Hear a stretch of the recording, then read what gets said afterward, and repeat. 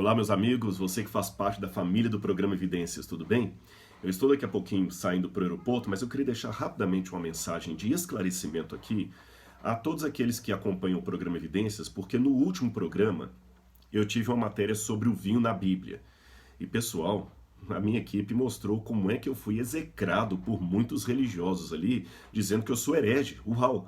Pela primeira vez eu recebo o nome de herege, não porque eu estou defendendo a guarda do sábado, ou porque eu sou adventista, mas porque eu defendi a abstinência entre os cristãos. A Bíblia não diz isso. Ora, o óbvio ululante. No programa Evidências eu deixei bem claro que não existe na Bíblia uma passagem dizendo não beberás. Também na Bíblia não tem nenhuma passagem dizendo não escravizarás, não usarás droga, não terás a mulher como pessoa inferior. Não existe nada disso na Bíblia. Então agora eu posso marginalizar os negros, posso inferiorizar a mulher, eu posso agora também usar drogas. Cuidado com isso, eu não faço porque a Bíblia não proíbe, ou eu faço porque a Bíblia não proíbe. Essa hermenêutica do eu faço porque a Bíblia não proíbe é muito perigosa.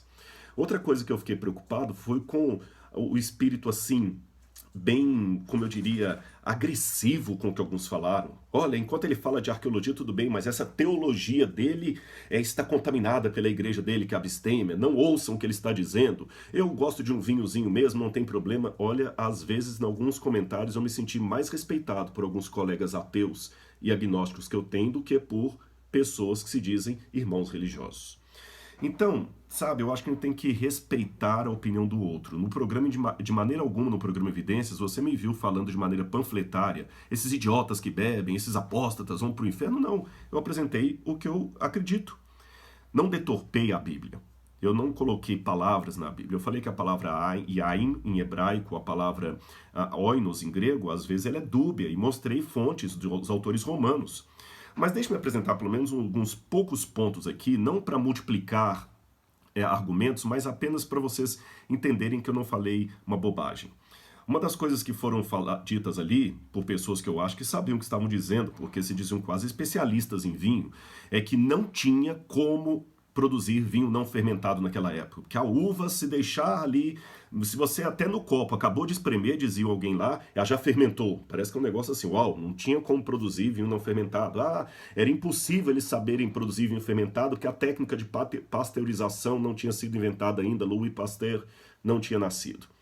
Bom, em primeiro lugar, quem diz isso está equivocado. Existe um livro, vou mostrar aqui para vocês, eu só tenho, infelizmente, em e-book, Wine Science, tá bom? Esse livro aqui não é um livro de religião, não é um livro teológico, nem sobre a Bíblia. É um livro apenas que ele trata sobre a ciência do vinho. E são vários autores aqui, especialistas em vinho. O editor aqui é o Ronald Jackson, e é um livro acadêmico. Na quarta edição tem uma parte sobre a história do vinho. E ele ali menciona uma coisa muito interessante, que é o chamado Semper Mustum. Semper Mustum. Vou soletrar se você quiser depois procurar na internet. Semper é S-E-M-P-E-R, Mustum. M-U-S-T-U-M. Semper Mustum é uma expressão latina usada para aquela técnica que os romanos tinham e que é testemunhada pelos especialistas em produção de vinho, de ter vinho não fermentado durante todo o ano. Eles conseguiam fazer isso sim, tá bem? Aquela receita que eu dei no programa Evidências não tirei da minha cabeça, é testemunho de pessoas que viveram naquela época, 2000 anos, 2000 e poucos anos atrás. E alguém falou assim, mas em Israel isso é impossível, porque Israel é muito quente. Desculpe, eu não quero ser arrogante aqui na minha pergunta, mas quem falou isso já foi a Israel quantas vezes? Porque eu já estive lá 23 vezes, eu acho que eu conheço um pouco aquele país. Israel é quente, é verdade. Não fale isso pra mim, eu tenho marcas na minha testa até hoje de queimado do sol de Israel quando eu estava escavando lá. Mas você sabe que o inverno em Israel também é rigoroso? Você sabia que em Jerusalém cai neve? Quando faz frio em Israel é para valer mesmo. E aquele processo descrito dos antigos ali, de imediatamente após a colheita da uva, que era ali na boca do outono, você aproveitar o inverno, enterrar hermeticamente fechada com cera, funcionava em Israel. Eles podiam fazer isso tanto em Jerusalém como em Roma, porque logo depois da colheita, terminava o outono ali que já era mais frio, vem o inverno, você conseguiu o processo. E como eu disse, não sou eu que estou inventando isso, são pessoas que são especialistas em vinho que testemunham que os antigos gregos e romanos tinham essa técnica. Sobre o judaísmo antigo, Alguns querem comparar, o judeu hoje bebe vinho, então naquela época podia beber também. Primeiro, isso é um erro de anacronismo, tá certo? O judeu hoje também usa terno preto, o judeu racídico, e naquela época de Jesus não usava um terno preto. O rabino judeu de hoje não é necessariamente rabino da época de Jesus. Você tem os judeus aí com muita influência da Europa. E outra, o que eu posso pegar de mais próximo daquela época que não seja a fonte bíblica seria o Talmud dos judeus. E o Talmud, depois você pode procurar na internet aí, o Talmud tem várias formas do Talmud na internet disponível, e você vai procurar 2 tratados no Talmud. O Talmud é o antigo tratado dos judeus. Ele tem o Shabat 77 e o Pissahim 1086. Shabat 77, Pissahim 1086. Por quê?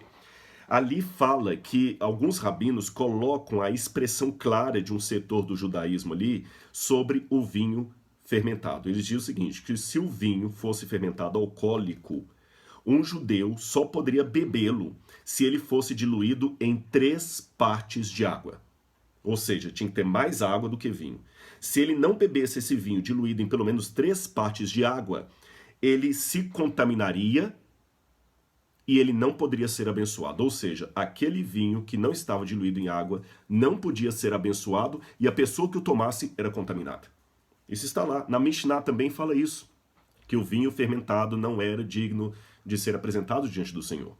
Aliás, aquela questão que eu falei do vinho ser usado para a purificação da água, aqui eu tenho o livro de Lawrence Steger e de Philip King. Philip King é professor do Boston College e o Lawrence Steger era professor da Universidade de Harvard. Eles falam justamente aqui na página 101 a respeito do vinho como sendo um elemento para purificar a água. Então aqui eu já estabeleci para você novamente. Eles tinham como ter o vinho não fermentado todo ano. Aliás, até uma coisa que eu esqueci de mencionar, no Talmud também tem uma prescrição lá que fala sobre o vinho mevushal. Mevushal é o vinho que ele, quando ele era tirado da uva, eles ferviam, não confunda ferver com fermentar, eles ferviam, faziam aquela borra, aquela pasta de uva passa, e era essa pasta que ficava não fermentada e que misturavam com água e colocavam mel para dar às crianças durante todo o período ali. Tá bem? Isso é tudo coisa antiga. Estou mostrando a Mishnah fala sobre isso aqui. Pergunte um judeu sobre a prática do mevushal. Essa prática do vinho mevushal, que era o ferver o vinho. E uma última coisa também que eu queria dizer para vocês. O que mais me preocupa, sabe o que é?